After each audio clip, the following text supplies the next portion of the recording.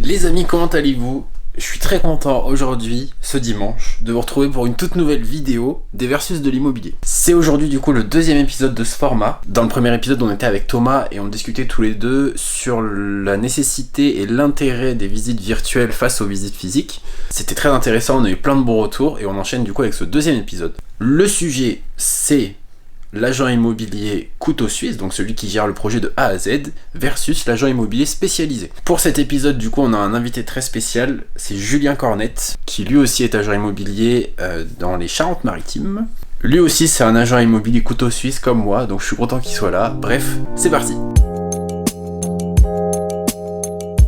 On vous laisse introduire, messieurs, dames de Booster. J'introduis. Bienvenue dans ce nouveau numéro, le numéro 2 des Versus de l'immobilier. Salut. Salut. Aujourd'hui, le thème, on vous l'avait dit au précédent numéro, c'est l'agent immobilier couteau suisse. C'est les deux là-bas, que j'ai en tout cas devant moi, versus les agents immobiliers spécialisés. C'est pour ça que voilà, j'ai toute mon équipe avec moi. Donc, on va présenter déjà les deux agents immobiliers couteau suisse. Enfin, présenter. Kevin, on ne le présente plus, mais pour ceux qui ne te connaîtraient pas encore, si tant est que ça soit possible, Il y en a. t'es modeste. Eh ben oui, donc Kevin Garcia, on a du coup lancé le concept des versus de l'IMO avec Thomas pour confronter les différentes façons de travailler des professionnels de l'immobilier. On avait fait un premier épisode mémorable sur... c'était sur quoi déjà? Mais mémorable, hein. Si, ça y est, je sais. C'était sur les visites virtuelles versus les visites physiques. Qui fait encore beaucoup débat. Je sais pas toi Thomas, mais je reçois énormément de messages à ce sujet. Mais voilà, et donc là aujourd'hui, effectivement, nouveau thème. Et j'ai besoin d'être accompagné là parce que vous êtes beaucoup trop nombreux. Donc voilà, donc je suis avec Julien qui... je vais te laisser te présenter, Julien, peut-être. Moi, Julien Cornette, ça fait 11 ans que je suis dans le métier. J'étais avant en agence traditionnelle et maintenant je suis à mon propre compte en tant que mandataire et je suis en Charente-Maritime à 20 minutes de La Rochelle. Et tu travailles pour une enseigne nationale comme notre ami Kevin? Je travaille dans le même modèle que Kevin, sauf que je suis dans la version française. D'accord. On cite pas la marque? Si, je travaille chez Chemex. Et c'est le même concept que la marque que représente Kevin, à savoir Keller Williams, pour pas leur faire de pub. On est dans la même idée. Et Kevin, toi, c'est pareil. Et moi, c'est exactement pareil. En fait, c'est exactement le même modèle. Ça, c'est des market centers où tu vas centraliser vraiment tous les corps de métier dont tu peux avoir besoin dans ton activité. Mais l'idée, c'est que toi, tu te positionnes en tant que vraiment gestionnaire de projet. Donc, tu vas chercher tes clients, tu vas rentrer les mandats, tu vas les travailler, faire les visites, faire les offres. Voilà, tu vas vraiment tout piloter et tu as toutes les aides normalement qu'il te faut au sein de l'agence. Mais disons que, je sais pas si c'est pareil pour toi Julien, mais c'est peut-être plus un centre de formation plutôt qu'une agence finalement. Est-ce que c'est pas une super transition pour exposer nos arguments là et les exploser un peu, Julien? Ah, attends. Et nous, moi, j'ai pas le droit de présenter mon équipe alors. Mais moi, je vais quand même me présenter. Je prends la parole. Je veux présenter mon équipe. Margot, je vous la présente pas parce que c'est Margot qui nous présente tous les produits que nous rentrons à l'agence. Du coup, bonjour, moi c'est Margot, donc je fais effectivement les vidéos de nouveaux produits parce que je suis à la rentrée d'affaires avec Thomas. Moi, je m'occupe de faire les estimations et de rentrer les mandats. Et moi, du coup, je suis Marine, négociatrice immobilière depuis septembre de l'année dernière. Et du coup, je m'occupe de vendre les biens que rentrent Margot et Thomas. Et donc, moi, je suis Susan Schneider. Je travaille avec Marine en équipe. Donc, on s'occupe de vendre les appartements et les maisons. Et il y a 6 ans, j'avais la place de Margot. Ok, très bien. Je crois qu'il faut qu'on commence par nos arguments. Comme quoi, être un agent immobilier couteau suisse, c'est plus intéressant qu'être un agent spécialiste. Tu veux commencer, Julien, peut-être, ou tu veux que je commence? Vas-y, je t'en prie. Écoute, moi j'ai une vision de l'agent immobilier comme étant un, un gestionnaire de projet. Et je pense qu'on a un petit peu la même définition tous les deux sur cette partie de on est là pour accompagner le client non pas dans la vente de son appartement ou dans l'acquisition de son premier appartement ou sa première maison ou d'un investissement. On est vraiment là pour accompagner sur un projet et pour pouvoir justement conseiller sur toutes les étapes de ce projet, aussi bien du départ, de la découverte, parce que c'est aussi notre rôle de mettre ça sur papier, mais aussi sur la recherche de biens, les visites, le fait de faire une offre, mais aussi le fait d'accompagner après.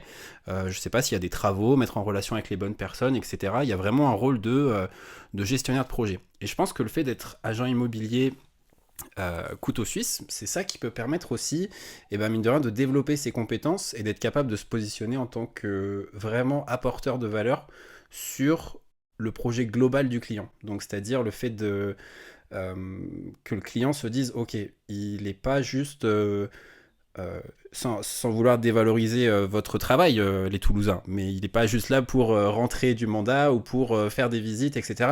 Même si on sait tous que le travail ne s'arrête pas à ça, mais peut-être que vis-à-vis du client, il peut y avoir cette mauvaise connotation de dire « Ah bah, moi je suis spécialisé que dans la rentrée ou je suis spécialisé que dans la sortie ». Le fait de faire le global, c'est ça qui peut peut-être permettre de se positionner en tant que vrai professionnel, entre guillemets, encore une fois, de l'immobilier. Boum! Allez. Ça va que mon micro tient, parce que sinon je l'aurais lâché, là. Donc là, en gros, tu es en train de nous dire, Kevin, si je comprends bien, que nous ne sommes pas de vrais professionnels de l'immobilier parce que nous ne savons faire qu'un seul truc. Mais non, mais j'ai pesé mes mots, encore une fois. Je n'irai pas jusque-là, quand même. Tu as été très violent, Kevin. Non, vraiment, désolé, mais voilà, vous savez que vous faites beaucoup plus que ça. Je parle vraiment d'un point de vue peut-être œil client. Des fois, nous, on a l'impression, quand on accompagne des clients, ils nous disent bah vous, qu'est-ce que vous avez fait à part récolter 15 000 d'honoraires, alors qu'on sait très bien qu'il y a beaucoup plus de travail. Et je me dis, est-ce que cette vision-là, elle serait pas encore plus exacerbée quand on est spécialiste, en fait. Voilà.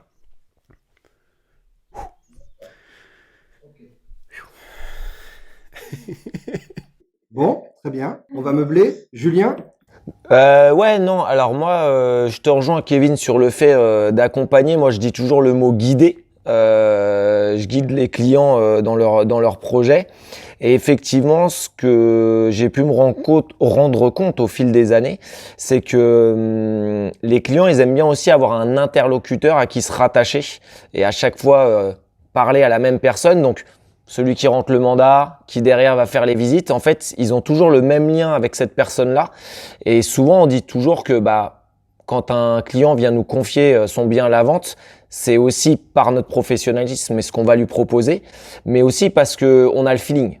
Et que quand on est choisi, il y a aussi une partie de feeling, on partage les mêmes valeurs avec le client et d'un coup, il va nous choisir et on va travailler ensemble.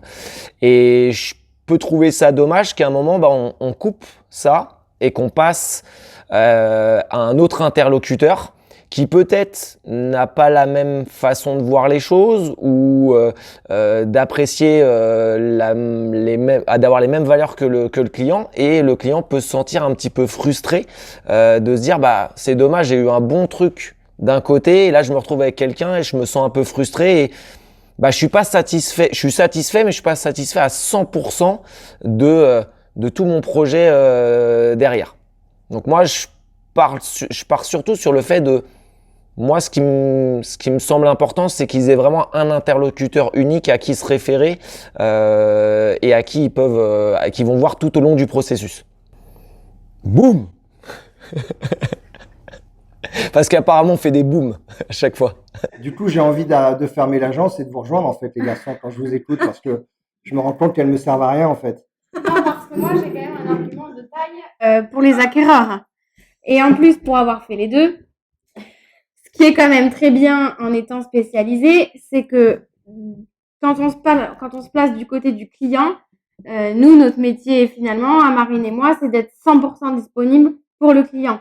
On n'a aucune autre tâche derrière qui nous contraigne à rester au bureau. Dès que le client nous appelle pratiquement en fonction de nos agendas, on peut se libérer très facilement pour lui. Et après, par rapport au fait de changer d'interlocuteur, si l'agence est sur la même longueur d'onde, ça doit quand même très bien normalement se passer avec les clients. pour appuyer ce que dit Suzon, c'est que le fait que nous ayons, Margot et moi, la tâche de rentrer les affaires et Marine et Suzon de les vendre, ben, pendant que nous, on rentre les affaires, elles n'ont qu'une chose à faire, c'est de relancer les clients. Donc, en termes de réactivité, lorsque Margot rentre un appartement, les filles sont super réactives puisqu'on sait qu'elles sont là pour ça. On ne sera pas là à se poser la question, mais est-ce qu'elles ne sont pas en train de rentrer un appartement ou de faire de la prospection ou de rechercher un produit ou de relancer un propriétaire pour voir où est-ce qu'il en est? Non, leur boulot, à elles, c'est de relancer les clients dès que nous rentrons quelque chose. Et en termes de réactivité et d'emploi du temps, c'est juste un argument qui est énorme pour un propriétaire parce qu'il se dit, d'accord, donc je vais avoir une force commerciale qui m'est exclusivement réservée pour les visites. Les gens qui sont en face de moi sont certainement très sympathiques et m'ont très bien vendu leur agence. Mais s'ils m'ont bien vendu leur agence, c'est que derrière, ça va être suivi des faits. En plus, Booster Immobilier, je le dis vraiment en toute humilité, aujourd'hui, on est devenu une référence sur la place toulousaine et on a cette reconnaissance des gens qui savent l'efficacité qu'on peut avoir. Parce que chacun a sa tâche propre qui est dédiée. Ah, ils sont pas convaincus. On n'a pas répondu parce qu'il n'y avait pas de boom, donc on savait pas si vous aviez fini ou pas. Ah, pardon. J'y étais pas. Là, tu vois, moi, quand on s'est rencontrés, Thomas, et que tu m'as expliqué un petit peu comment fonctionnait Booster, c'est vrai que tu te dis, en fait, d'un point de vue efficacité, c'est vrai qu'on peut pas rêver mieux parce que c'est ces modèles-là qui marchent. Alors, si on extrapole un peu à l'immobilier, mais si tu regardes dans les métiers de l'industrie ou quoi que ce soit, c'est le fait de séquencer les tâches et le travail qui fait que tu es plus efficace. Donc là-dessus, je suis entièrement d'accord. Et c'est vrai que l'idée est hyper astucieuse de dire, bah, je peux séquencer aussi les tâches de l'immobilier. Et c'est même hyper sensé. Moi, la question que je me pose, par contre, c'est imaginez par exemple que vous ayez un client qui vient vous voir avec un projet qui vous appelle pour estimer et il vous dit, je pense qu'on a tous ce client-là qui dit, par contre, je vendrai quand j'aurai trouvé ma nouvelle maison. Comment est-ce que vous faites dans ces cas-là? Est-ce que y en a un qui va s'occuper de la partie je traite le projet de vente, plus un autre agent qui va s'occuper de je traite le projet d'achat? Est-ce que les deux communiquent? Comment est-ce que ça fonctionne dans ces cas-là? Ça nous arrive 9 fois sur 10. Ouais. Et on communique dès le départ. Ouais.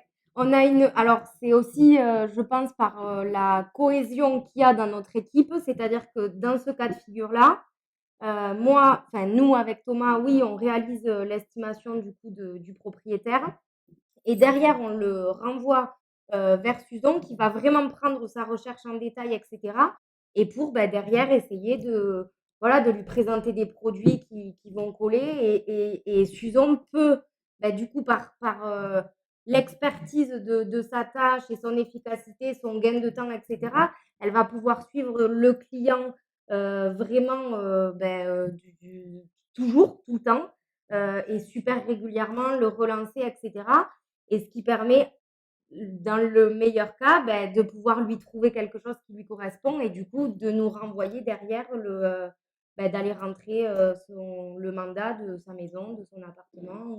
Ça veut dire que quand tu as l'information, quand tu as le mandat, quand le client te dit, bah moi, il faut que j'achète avant de trouver, il faut que j'achète avant de vendre, vous passez sur un deuxième rendez-vous en disant, bah on va prendre un nouveau rendez-vous avec la conseillère qui fait plutôt les suivis de projet acheteurs, ou vous faites comment quand c'est comme ça? En fait, quand nous allons en estimation avec Margot, que le client, le propriétaire nous dit qu'il ne vendra que lorsqu'il aura trouvé, on donne les coordonnées à Marine ou à Suzon. Je vais l'appeler, savoir exactement ses critères. Je demande aussi son projet, même si on me l'a déjà expliqué en amont. C'est toujours bien que la cliente l'explique d'elle-même. Savoir aussi qu'on s'intéresse aussi à ce qu'elle fait et ce qu'elle veut faire. Et ensuite, du coup, j'essaye de cibler au mieux ses recherches afin de lui faire des visites au maximum pour qu'elle puisse savoir réellement en fait ce qu'elle veut acheter. Et si demain, elle a un super feeling avec toi, cette cliente-là, Et qu'elle te dit, moi, je veux entendre parler de personne d'autre dans l'agence, c'est vous qui me rentrez le mandat, je veux que vous en interlocuteur unique. Est-ce que vous avez déjà eu le cas ou pas? Oui, Oui, ça nous arrive, mais on s'entend suffisamment bien entre nous pour faire les choses de façon intelligente. et dans ce cas de figure, par exemple, vu que c'est notre boulot à Thomas et moi de rentrer les mandats et voilà, dans ces cas-là, s'il y a par exemple une cliente ou un client qui ne veut traiter qu'avec Marine, on prendra Marine avec nous pour le rendez-vous, pour que voilà, elle ait cette personne-là avec qui elle est en confiance, etc. Mais nous aussi, parce que c'est notre boulot, mais comme ça, c'est gagnant-gagnant pour tout le monde, quoi. Et tout le monde est content. De toute façon, ce qu'il faut comprendre, c'est que vous, les garçons, en fait, tout à l'heure, je vous demandais si on pouvait citer la marque pour laquelle vous bossiez. Vous ne représentez pas une marque, vous vous représentez vous-même. Vous êtes des indépendants et donc vous êtes vos propres patrons, vous êtes des entités à vous-même. Nous, tous les quatre, nous sommes une entité. Il n'y a pas de Susan, il n'y a pas de Margot, il n'y a pas de Marine, il n'y a pas de Thomas Godard, c'est Booster. Et nous représentons Booster. Donc, que ce soit Susan ou que ce soit Marine, pour un client acheteur, ce sera exactement la même qualité de service. Et elles ont les mêmes qualités humaines, ce qui fait que, aujourd'hui, un client qui s'adresse à Susan ou qui s'adresse à Marine, moi, en tant que patron, je suis vraiment serein parce que je sais qu'elles auront le client aura exactement la même qualité d'accueil. Et pour un propriétaire, d'avoir des spécialistes de la visite immobilière, c'est quand même une vraie garantie parce que, voilà, elles savent faire. On va peut-être s'arrêter là parce que la vidéo va faire. Non, mais en tout cas, moi, ce que je retiens de tout ça, c'est que l'on soit couteau suisse, que l'on soit spécialisé, ce qui ressort, je trouve, de tout ce que vous avez pu dire, de tout ce que nous avons pu dire, c'est on est quand même vraiment dans une vraie démarche avec ses clients où on a envie de satisfaire le client. Et c'est vraiment ça le principal. Je ne suis pas sûr qu'il y ait une seule bonne méthode. Je pense que vous, les garçons, vous vous épanouissez vraiment dans ce que vous faites, dans cette façon de travailler. Je ne vais pas dire que vous êtes des vieux loups solitaires, mais en tout cas, ça vous convient. Nous, tous les quatre, le fait d'arriver le matin et de se retrouver, de boire notre café tous les quatre, de se raconter nos super longues soirées de confinement, c'est vite fait. Du coup, on se met vite au boulot. Kevin, t'as pas l'impression quand il parle qu'on vit dans une grotte en fait et qu'on sort de notre grotte juste pour aller bosser? Alors pas dans une grotte, lui il vit dans son grenier. Mais pour moi, il n'y a pas de gagnant et de perdant dans notre débat. Il y a juste un échange entre effectivement des professionnels qui aiment leur métier. Et je pense que c'est surtout ça qu'il faut retenir. Ouais. Pourquoi il dit ouais? Ah, t'es pas d'accord avec quoi, Kevin, avec le coup du notaire? Ah, si. Non, mais je vois que voilà, il lisse le débat, quoi. Il finit en disant on est tous copains, c'est tout. Là, je rigole. Non, mais je suis entièrement d'accord avec tout ça. Bon, je crois qu'il n'y a plus de débat. Kevin, tu nous annonces le prochain sujet? Avec grand plaisir. Nous traiterons le sujet lors de la prochaine interview suivant. Immobilier digital versus immobilier traditionnel. Voilà, il est magnifique. Merci.